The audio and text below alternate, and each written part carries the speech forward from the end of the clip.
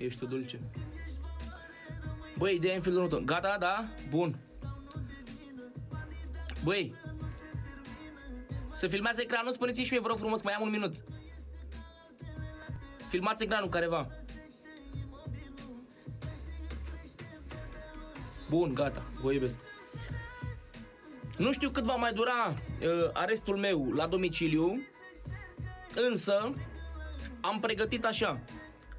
În cel mai scurt timp posibil voi organiza un concert la mine în curte cu porțile deschise și voi primi toți fanii mei din toate colțurile României, indiferent de unde ești și indiferent de ce naționalitate și vârstă și așa mai departe. Vă primesc pe toți, intrare gratis la mine în curte. Voi cânta după terasă, o să-mi pun o scenă mare pe terasă. O să cânt pentru toată lumea gratis, intrare gratis și mâncare și băutură gratis toată noaptea de la mine, Dani Mocanu, pentru toți fanii mei. Vă aștept, cred că mi intră în curte 2000-3000 de persoane. Da?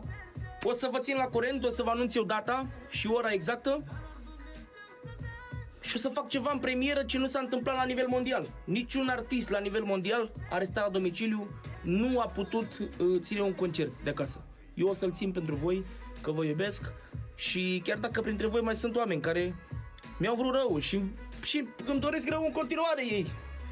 Vreau să știți că eu iubesc și pe aia, pentru că Dumnezeu ce spune?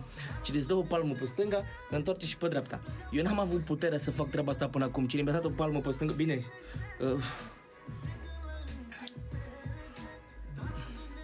e mult spus, da? Dar am ripostat. Și uite că am ripostat și mi-am făcut dușmani mai mulți, mi-am făcut o secundă. Mi-am făcut dușmani mai mulți, mi-am făcut numele meu de râs, da? Ideea e în felul următor. Vă iubesc și pe voi, pe ăștia care îmi vreți răul, pentru că și voi ați contribuit la creșterea mea. Și voi, Vulturul te pup. Așa că vă iubesc, o să vă țin la curent cu acest concert. Vă iubesc, țineți aproape și pe această cale, cum sunteți alături de mine, fiți alături și de fratele meu, de Nando Mocanu. Da? Ca să fim așa, să fie o discuție între noi, să țineți minte că noi am fost și suntem forțe, noi nu dăm un pas înapoi. Dacă dăm un pas înapoi, îl dăm pentru Dumnezeu. Pentru că noi iubim mult tot pe Dumnezeu. Și am un mesaj pentru toți cei ce se ceartă pe aici pe TikTok. Opriți-vă cât mai puteți, pentru că uite, ajungeți la nenorocire, ajungeți la belele. Și aveți familii fiecare acasă. Deșteptați-vă un pic și lăsați discuțiile și astea. Trăiți-vă viața frumos și respectați legea, pentru că așa e cel mai frumos. Așa ești cel mai liniștit cu familia ta. Da?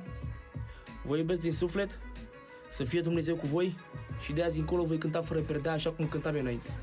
Vă țin la curent cu concertul, da? Diana, te iubesc! Hai, v-am pupat pe toți! Vă pup!